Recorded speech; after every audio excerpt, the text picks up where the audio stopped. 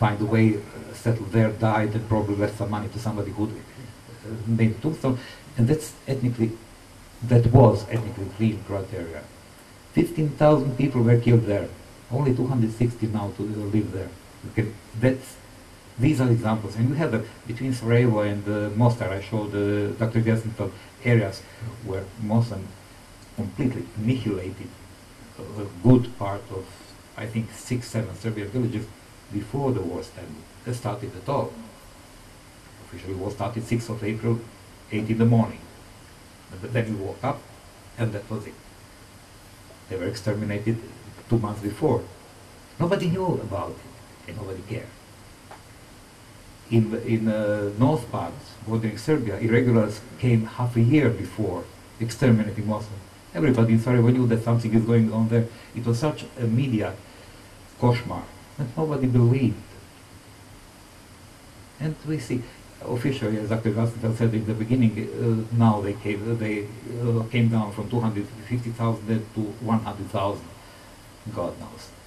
We are still, they are still fighting about numbers from Second World War. You have this example of a concentration camp of Jasenovac, where they are fighting from 20,000 to 1,200,000. God knows when the truth will come. Never, probably. They are still digging mass graves from this war. They are still digging mass graves from the Second World War. Still. So, that's the Balkans. Last question, Gidon Reimers.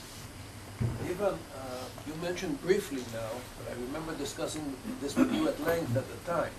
A lot was made during the war about the external jihadist presence, to the extent that it was even blamed for the entire conflict. And there were anxieties that jihadism would be establishing a foothold right in the heart of Europe. What has happened with it? Is there still a presence? Is there still an influence in Bosnia? Have they gone elsewhere to places like Kosovo and Macedonia? Have they disappeared? Was the importance attached to this at the time inflated? Can we have your reading on that? We had a couple of very nice conversations then, and both were in the middle of something in the middle between cynicism and bad joking. The fact is, they were there. The fact is, they stayed there. The fact is that their presence was hidden, and now when approaching to European Union became conditio sine qua non,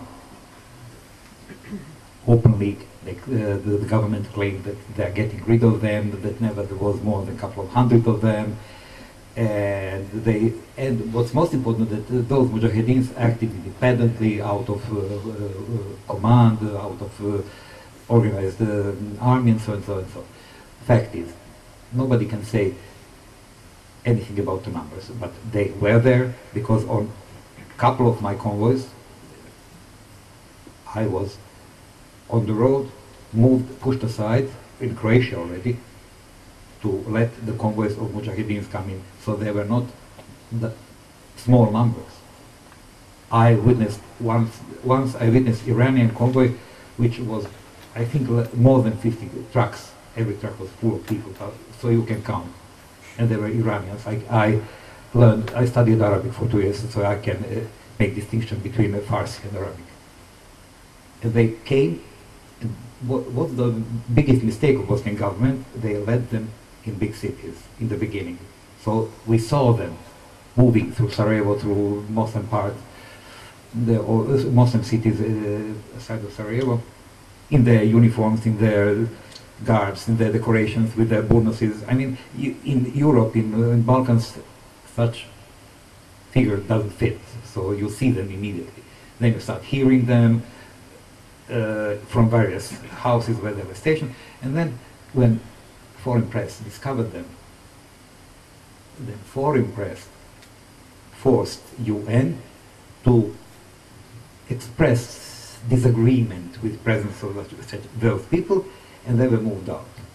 They formed their own units, and they acted independently, but not so independently. They were targeted, on the places where population had to be ethnically cleansed, and they did the job perfectly. This man, what he said, I don't want to talk. His unit was Muslim, and next to them were Mujahideens. And that's what he said. What he saw, what they were doing with the non-Muslims. The problem which Bosnians had with Mujahideens, when they really got the strength, Mujahideen themselves started to clean Bosnian army of non-Muslims.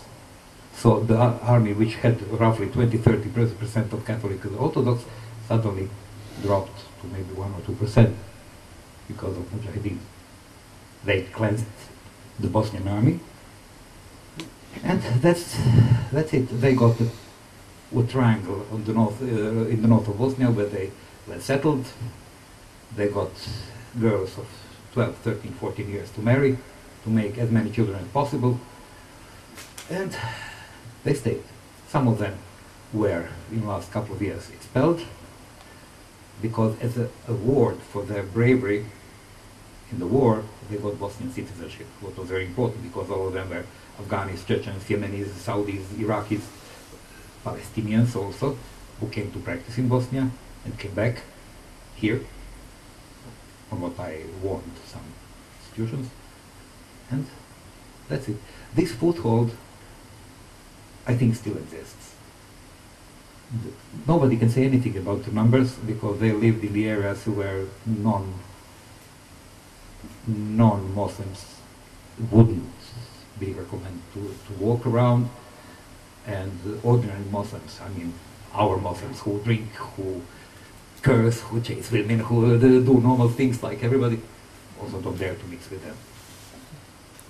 Just 3 months ago, one of their leaders was killed, I think by the order of Muslim clergy, because they started to bring Wahhabis in a bigger number than it was agreed.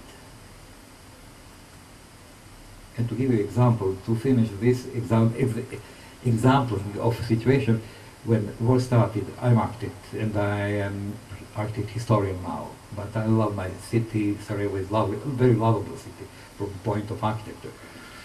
So I know quite a few data. So let's say we started with 96 mosques during the siege, about 30 were destroyed, burned, shelled, and so on. Now, 10 years after the war, 12 years after the war, there is 136 mosques. So, and all of them different than regular Ottoman mosques which were built in Bosnia last 500 years. So, make your own conclusions. Even, just to finish, even on the way from airport, who will come to Sarajevo, you will see enormously big mosque with 4 minarets. This is a personal investment of King Fahd, and the whole area is walled, and this is exterritorial, this is territorial of Saudi Arabia, not Bosnia, in the heart of Sarajevo. So I think I gave you the answer. Well, no, you succeeded to confuse us, I think. Because I'm really confused.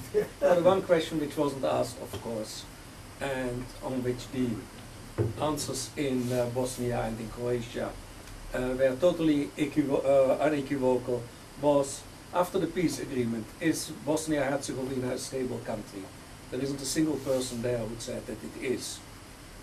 I add my disagreement also. Now, the Dayton Agreement brought an abrupt end to the war, and it didn't cure the case, the cause.